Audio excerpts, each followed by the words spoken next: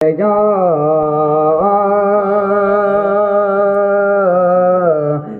रसूल अल्लाह वसल्लम अलैका या हबीब अल्लाह। सब पढ़िए सल्लल्लाहु अलैका या रसूल अल्लाह वसल्लम अलैका या हबीब अल्लाह। असीं मुस्तफा जे वतन जा दीवाना, असीं मुस्तफा जे वतन जा दीवाना। सिको था नबिया जे, सिको था नबिया जे, अस शहन जा दीवाना, अस शहन जा दीवाना। असीं मुस्तफा जे वतन जा दीवाना, असीं मुस्तफा जे वतन जा दीवाना। नबी जे हरम में अजब जी चमक आ, नबी जे हरम में अजब जी चमक आ। उन्नी रोशनी है, उन्नी रोशनी है, असीं चमन जा दीवाना, असीं चमन जा दीवाना। असीं मुस्तफा जे वतन जा दीवाना, असीं मुस्तफा जे वतन जा दीवाना।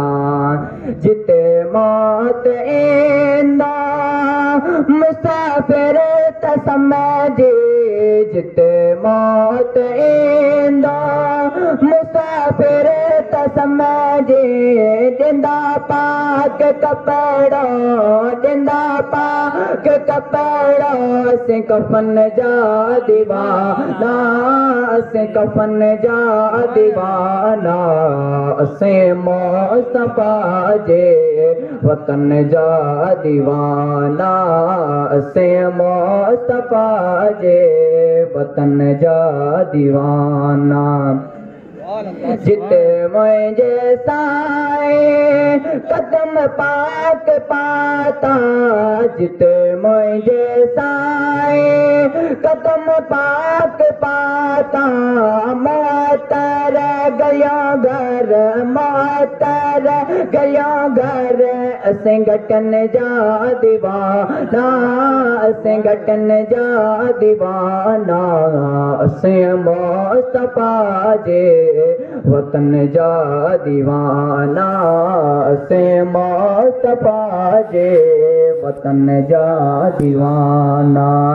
सबई मुल्क गारिया मदीने शहर तां, सबई मुल्क गारिया नबी जे शहर तां। नया शाम और धन, नया शाम और धन, असीं यमन जा दीवाना, असीं यमन जा दीवाना।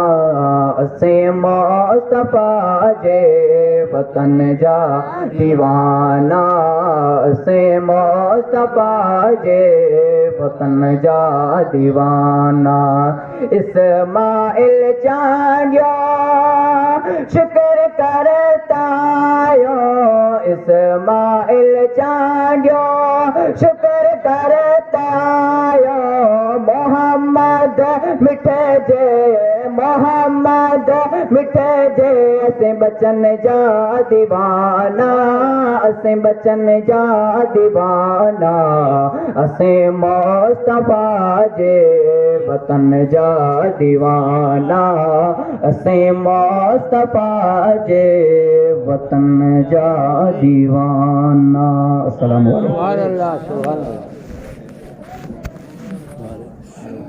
वालेकुम अस्सलाम व रहमतुल्लाहि व बरकातहू। नहायत ही बेहतरीन अंदाज में आप हजरात ने ये सिंधी जुबान के अंदर गजल शरीफ समात फरमाया, अस्सी मुस्तफ़ा दे वतन जा दीवाना।